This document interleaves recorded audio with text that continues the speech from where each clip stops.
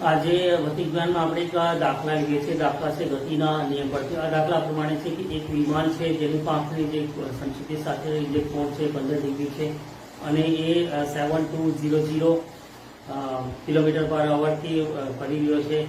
તો તે પાંખર જે વર્તુળાકાર ગતિ માર્ગ પર ગતિ કરે છે તેની ત્રિજ્યા આપણે અહીંયા મેળવવાની છે. તો તમે જોઈ શકો છો આ દાખલા પ્રમાણે છે. અહીંયા કે એક વિમાન તેની પાંખીઓ 15 ડિગ્રી અને ઢળતી રાખીને તેને 720 કિલોમીટર પર આવરની ઝડપથી એક સમક્ષિતિ સમતલમાં બંધ ગાળો એટલે લૂપ રચે છે. તો આ બંધ ગાળાની ત્રિજ્યા કેટલી હશે આપણે મેળવવાનું છે. આપણે અહીંયા આપ્યું છે v બરાબર 720 કિલોમીટર પર આવર બરાબર અહીંયા 720 into 1000 ના છેદમાં 3600 બરાબર 200. પછી થીટા બરાબર અહીંયા 15 ડિગ્રી આપેલું છે. આપણે ટેન્જન્ટ થીટા બરાબર આપણે જાણીએ છીએ અહીંયા કે 0.2679 હશે. હવે અહીંયા ટેન્જન્ટ થીટા એટલે ટેન્જન્ટ 15 ડિગ્રી બરાબર. હવે આપણે જાણીએ છીએ કે અહીંયા ટેન્જન્ટ થીટા બરાબર v સ્ક્વેર ના છેદમાં rg આ સૂત્ર છે. આ સૂત્ર પરથી આપણે r બરાબર આપણે જાણીએ છીએ કે v સ્ક્વેર ના છેદમાં ટેન્જન્ટ થીટા ઇન્ટુ g.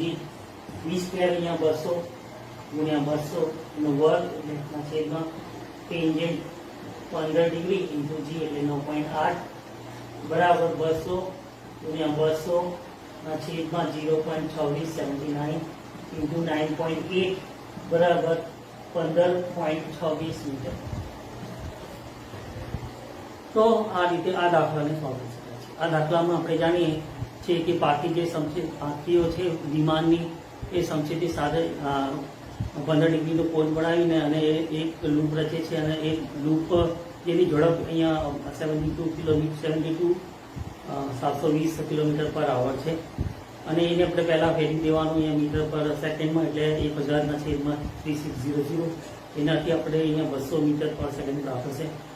અને જે લૂપ રચે છે એ લૂપનું આપણે અહીંયા ત્રિજ્યા મેળવવાનું છે. એટલે આપણે જાણી જશું કે ટેન્જન્ટ થીટા બરાબર v સ્ક્વેર ના છેદમાં rg એટલે r બરાબર v સ્ક્વેર ના છેદમાં ટેન્જન્ટ થીટા ઇન્ટુ g. અહીંયા v બરાબર 200 નો વર્ગ ના છેદમાં ટેન્જન્ટ 15 ડિગ્રી ગુણ્યા 9.8 બરાબર અહીંયા 200 નો વર્ગ ના છેદમાં 0. અહીંયા તમે જોઈ શકો છો અહીંયા 2679 ઇન્ટુ 9.8 અને આ બધાને આપણે સોલ્વ કરતા આપણને જે પ્રાપ્ત થશે એ અહીંયા 15.26 મીટર આ ત્રિજ્યા આ રીતે લૂપની ત્રિજ્યા આ રીતે પ્રાપ્ત થશે. Thank you.